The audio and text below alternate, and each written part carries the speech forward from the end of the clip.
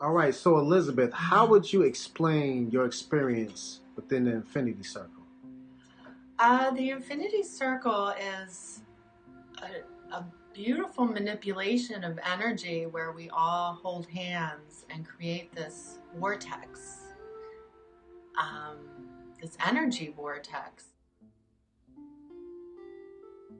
Whatever you want to get rid of and throw into or manifest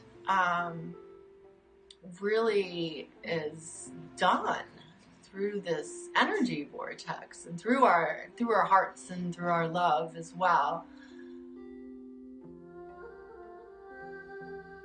And the toning afterwards maintains that we get rid of what that no longer serves us, whatever we threw in the vortex.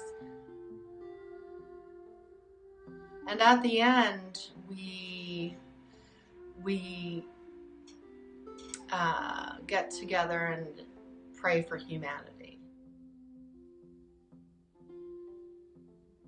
I feel at peace afterwards. I feel full of love, connecting with the others, because what one throws into, what one wants to get rid of, everyone wants to get rid of it as well. So it really is oneness in this circle.